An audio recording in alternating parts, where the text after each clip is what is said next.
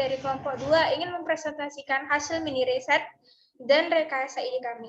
Yang dimana pertama-tama kami akan membacakan hasil dari mini riset kami mengenai analisis permasalahan pembelajaran daring IPS di SD Swasta Nasrani 3 yang dimana berletakkan di Jalan Turi nomor 108, Sidorejo 1, Kecamatan Medan Kota, yang dimana akan dibawakan oleh Saudari Hilda. Saya persilahkan. Terima kasih kepada Saudari Moderator. Saya akan langsung membaca di bagian kajian pustakanya. Yang pertama yakni pandemi COVID-19. Pandemi COVID-19 adalah peristiwa menyebarnya penyakit coronavirus 2019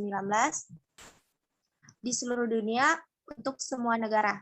Penyakit ini disebabkan oleh coronavirus jenis baru yang diberi nama SARS-CoV-2. Upaya pencegahan penyebaran virus corona antara lain dengan pembatasan perjalanan, karantina, dan larangan bepergian, penundaan dan pembatalan serta penutupan pusat di daerah dengan transmisi lokal. Sekolah dan universitas ditutup secara nasional atau lokal di lebih dari 124 negara yang mempengaruhi lebih dari 1,2 miliar siswa. Pandemi telah menyebabkan gangguan sosial ekonomi global, penundaan atau pembatalan acara olahraga dan budaya, dan penyebaran ketakutan akan kekurangan penyimpanan yang menyebabkan panik dalam pembelian barang. Nah, karena penyebaran virus yang sudah menjadi pandemi, maka yang sudah saya sampaikan, maka dibentuklah sistem pembelajaran daring. Kita masuk ke kajian teori mengenai pembelajaran IPS. Pembelajaran IPS menekankan pada informasi, fakta, dan hafalan. Lebih mementingkan isi dari proses, kurang diarahkan pada proses berpikir, dan kurang diarahkan pada pembelajaran bermakna dan berfungsi bagi kehidupannya, maka pembelajaran IPS tidak akan mampu membantu peserta didiknya untuk dapat hidup secara efektif dan produktif dalam kehidupan masa yang akan datang. Oleh karena itu, sudah semestinya pembelajaran IPS masa kini dan ke depan mengikuti berbagai perkembangan yang terjadi di dunia secara global. Masalah lain yang terjadi pada pembelajaran IPS saat ini akibat dari pengaruh budaya pada masa lalu terhadap mata pelajaran IPS yang menganggap IPS cenderung kurang menarik. Pendekatan indoktrinatif second class dianggap sepele, membosankan, dan bermacam-macam kesan negatif lainnya telah menyebabkan mata pelajaran tersebut menghadapi dilema. Belum lagi dengan fakta di lapangan yang menunjukkan IPS masih dalam posisi pembelajaran konvensional dan lain-lain. Apalagi di masa COVID-19 ini, pembelajaran daring tentunya memiliki kelebihan dan kekurangan tersendiri. Kelebihan pembelajaran daring secara umum yaitu pembelajaran daring tidak terikat oleh ruang dan waktu, sehingga waktu pembelajaran daring dapat digunakan dengan luasa. Pembelajaran daring selain memiliki kelebihan juga memiliki kekurangan. Kekurangan pembelajaran daring yaitu tidak adanya pembelajaran secara langsung atau tatap muka sehingga membuat siswa cenderung lebih bebas karena tidak adanya pengawasan ketat dari guru seperti pembelajaran tatap muka langsung. Kemudian untuk dari Menteri Pendidikan dan Kebudayaan Republik Indonesia telah menerbitkan Surat Edaran Nomor 4 Tahun 2020 tentang pelaksanaan kebijakan edukasi pada masa darurat COVID-19 ayat 2, yaitu pendidikan di rumah. Proses dilakukan dengan ketentuan sebagai berikut. Yang pertama, pembelajaran di rumah dilakukan melalui pembelajaran online atau jarak jauh untuk memberikan siswa pengalaman belajar yang bermakna tanpa memaksa. Yang kedua, pembelajaran di rumah bisa fokus pada pengajaran kecakapan hidup tentang pandemi COVID-19. Yang ketiga, kegiatan belajar di rumah dan tugas dapat berbeda untuk setiap siswa tergantung pada minat dan keadaan masing-masing. Yang keempat, panduan atau produk kegiatan pembelajaran menerima umpan balik yang berkualitas tinggi dan bermanfaat dari guru tanpa perlu memberikan skor atau nilai kuantitatif. Sekian dari kajian teori yang telah saya rangkum. Kemudian kita masuk ke metodologi penelitian, yang dimana metode penelitian yang digunakan yakni deskriptif analisis. Adapun pengertian dari metode ini adalah suatu metode yang berfungsi untuk mendeskripsikan atau memberi gambaran terhadap objek yang diteliti melalui data atau sampel yang telah terkumpul sebagaimana adanya tanpa melakukan analisis dan membuat kesimpulan yang berlaku untuk umum. Kemudian untuk populasi sampelnya, populasi dalam penelitian ini adalah siswa sekolah dasar di Sekolah SD Swasta Nasrani 3, Jalan Turi nomor 108, Studi Rejo 1, Kecamatan Medan Kota, Kota Medan, yang mana tentunya berada di Sumatera Utara. yang mempelajari mata pelajaran IPS. Sedangkan sampel yang peneliti ambil dalam penelitian ini adalah artikel atau jurnal terkait. Kemudian teknik dalam pengumpulan datanya. Penelitian ini menggunakan teknik pengumpulan data yaitu dengan metodologi penelitian deskriptif yang membuat deskriptif yang akurat, faktual, dan sistematif pada faktor tertentu melalui pemahaman jurnal dan artikel terkait. Kemudian untuk teknik analisis datanya, menggunakan teknik analisis data kualitatif yang memiliki 4 tahapan, yaitu pengumpulan data, reduksi data, penyajian data, dan langkah terakhir adalah penarikan kesimpulan dan verifikasi. Dan yang terakhir kita bahas ke hasil dan pembahasan. Untuk faktor pendukung pembelajaran IPS daring. Faktor pendukungnya pada proses pembelajaran daring ini adalah fasilitas Wi-Fi dari sekolah. Akses internet tersebut dipergunakan untuk mendukung para guru dalam menyiapkan dan memberikan materi pembelajaran daring kepada siswa. Kemudian media yang digunakan untuk mendukung pembelajaran daring adalah ponsel yang dimiliki siswa maupun guru karena bersifat mudah dibawa kemana saja. Faktor pendukung yang lain yaitu sekolah telah mengirim kuota internet gratis. Kuota tersebut terjadwal setiap bulan kepada siswa dari kelas 1 sampai kelas 6. Kemudian ada faktor penghambat pembelajaran IPS. Nah, masih adanya guru yang kurang menguasai IT tentunya menghambat kelancaran proses pembelajaran jarak jauh, terutama pembelajaran daring. Biasanya guru-guru yang kurang menguasai IT ini merupakan guru-guru senior atau sudah sepuh. Karena pada zaman kuliah dulu mereka belum menggunakan dan bahkan belum mengenal IT. Kemudian masuk ke bagian dalam masalahnya yaitu yang selanjutnya itu ada sulit memberikan gambaran konkret kepada siswa dalam pembelajaran jarak jauh dengan kondisi pembatasan sosial.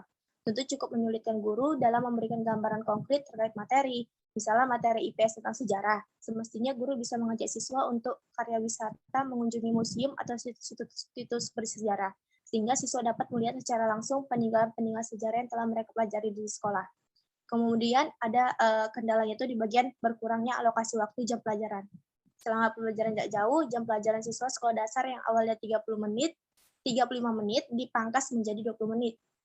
Dengan waktu yang sangat singkat ini, tentu guru cukup kesulitan dalam memberikan edukasi kepada siswa, sehingga guru lebih sering memberikan tugas daripada edukasi berupa penjelasan terkait materi, dan kurangnya dampingan dari pengawasan orang tua. Nah, karena memang kurangnya dampingan dari pengawasan orang tua, pembelajaran jarak jauh yang dilakukan siswa sekolah dasar tentu sangat membutuhkan dampingan dan pengawasan orang tua. Karena siswa sekolah dasar masih sangat membutuhkan perhatian serta bimbingan dalam belajar. Namun, faktor kesibukan maupun kurangnya pemahaman orang tua terkait materi belajar siswa menjadikan siswa menjadi kurang mendapat pengawasan. Dengan kurangnya pengawasan serta bimbingan, siswa menjadi kurang motivasi serta fokus dalam belajar. Hal ini tentu dapat berimbas pada pemahaman siswa terhadap materi, yang mana pemahaman siswa terhadap materi merupakan tujuan dari pembelajaran. Sekian rangkuman ataupun hasil dari mini riset yang telah kami lakukan. Selanjutnya untuk bagian penutup saya kembalikan ke moderator. Terima kasih. Terima kasih kepada Saudari Hilda yang telah membacakan hasil pembahasan dari mini riset kami, yang dimana kita bisa menarik kesimpulan, yaitu tentunya permasalahan yang dihadapi dalam proses pembelajaran daring di masa pandemi akan ada solusi yang inovatif untuk mendorong keberhasilan guru dalam memikat daya tarik peserta didik pada pembelajaran daring ini.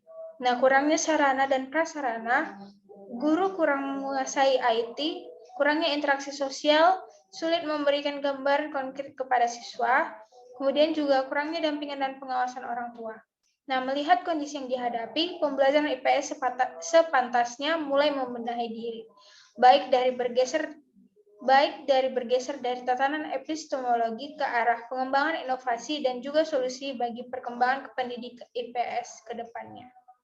Di mana hal ini sangatlah sesuai dengan tujuan utama pendidikan IPS, yaitu mempersiapkan warga negara yang dapat membuat keputusan reflektif dan berpartisipasi dengan sukses dalam kehidupan, dengan fungsi dari IPS yang hakikatnya adalah membekali anak didik intelektual dalam membina perhatian serta kepedulian sosialnya pada sumber daya manusia, yang bertanggung jawab dalam merealisasikan tujuan nasional. Nah, mungkin sekian hasil dari presentasi mini riset kami. Kemudian kita akan lanjutkan kepada presentasi dari rekayasa ide yang judulnya kami ambil upaya menanggulangi permasalahan pembelajaran daring IPS pada masa pandemi COVID-19. yang dimana tujuan dari penelitian ini yaitu untuk mengetahui dari upaya penanggulangan pembelajaran daring materi IPS pada masa pandemi dan juga untuk menyelesaikan tugas rekayasa ID pada mata kuliah perkembangan materi IPS. Nah, untuk hasil pembahasan akan dibawakan oleh Saudari Widya Ayukiranti. Saya persilahkan. Dari beberapa fakta yang telah terjadi selama masa pandemi COVID-19, permasalahan yang telah dilaksanakan oleh guru yaitu proses pelaksanaan kelas daring, mata pelajaran IPS, pada siswa. Permasalahan tersebut muncul dari guru maupun siswa. Pembelajaran pada hakikatnya adalah suatu proses yaitu proses mengatur, mengorganisasi lingkungan yang ada di sekitar peserta didik sehingga dapat menumbuh dan mendorong peserta didik melakukan proses pembelajaran. Dan di mana peran dari guru sebagai pembimbing bertolak dari banyaknya peserta didik yang bermasalah. Dalam belajar tentunya banyak perbedaan seperti adanya peserta didik yang mampu mencerna materi pelajaran, ada pula peserta didik yang lambat dalam pencernaan materi pembelajaran. Kedua perbedaan ini yang menyebabkan guru mampu mengatur strategi dalam pembelajaran yang sesuai dengan keadaan setiap peserta didik. Selanjutnya, manfaat dan penghambat adanya pembelajaran daring IPS. Pembelajaran daring memberikan manfaat dalam membentuk penyediakan akses belajar bagi semua orang, sehingga menghapus hambatan secara fisik sebagai faktor untuk belajar dalam ruang lingkup kelas, yang dimana pembelajaran daring dapat membangun komunikasi dan diskusi yang sangat efisien antara guru dan murid. Siswa bisa saling berinteraksi dan berdiskusi antara satu dengan lainnya tanpa melalui guru, dan juga guru dapat dengan mudah memberikan materi kepada siswa berupa gambar, video, dan itu juga siswa dapat mengunduh bahan ajar tersebut. Adapun faktor penghambat, terdapat pula dua aspek yaitu ancaman dan kelemahan. Kelemahannya ada pada orang tua yaitu kesibukan rumah tangga, emosi diri sendiri, lingkungan anak, keluarga, ataupun tetangga yang tidak mendukung. Kelemahannya yaitu proses pembelajaran e-learning itu sendiri, yaitu masalah infrastruktur pembelajaran, keterbatasan kapasitas peserta belajar, pemanfaatan dan pembinaan dari pengajar terbatas. Belajar sendiri bisa munculkan pemahaman yang salah, multifalsir. Adapun hambatan-hambatan yang dialami selama proses pembelajaran daring berlangsung dapat diatasi dengan pemberian pembelajaran luring setiap pekannya di rumah siswa guna memperkuat pemahaman siswa serta mencapai tujuan pembelajaran. Siswa lebih antusias terhadap pembelajaran, yang dimana pembelajaran luring yang dilakukan setiap pekannya di rumah siswa akan membuat pembelajaran yang diberikan menyeluruh. Siswa dapat berinteraksi langsung siswa dengan guru. Siswa lebih menyukai pembelajaran luring dibandingkan pembelajaran daring, dan siswa dapat lebih paham pembelajaran secara tatap muka. Sekian dari materi RI yang saya bawakan. Selanjutnya akan saya kembalikan kepada moderator.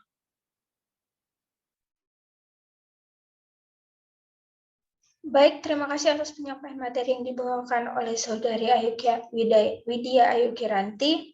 Nah, di sini saya akan membacakan kesimpulan hasil dari presentasi rekayasa ID kami kali ini, yaitu upaya yang dilakukan pada kendala yang dialami guru dan siswa, diantaranya memberikan kelonggaran waktu dalam pengumpulan tugas sehingga semua siswa dapat mengumpulkan tugas untuk mengatasi kendala kuota internet orang tua siswa yang habis. Nah, penerapan pembelajaran IPS daring menggunakan aplikasi Google Meet, Google Form, dan WhatsApp Group. Adapun faktor-faktor pendukung pembelajaran daring adalah fasilitas WiFi dari sekolah, kuota bantuan dari sekolah untuk guru dan siswa, kemudian juga siswa dapat menggunakan kuota tersebut untuk keperluan sekolah. Sedangkan faktor penghambat pembelajaran IPS antara lain, guru tidak dapat menjelaskan secara maksimal, motivasi dan minat siswa dalam pembelajaran menurun, kemudian siswa kurang memahami materi yang telah disampaikan. Nah, hal ini membutuhkan komunikasi yang baik antara guru dan orang tua siswa. Nah, sekian hasil presentasi dari kelompok 2 mengenai mini riset dan rekayasa ID. Kami dari kelompok 2 mengucapkan terima kasih.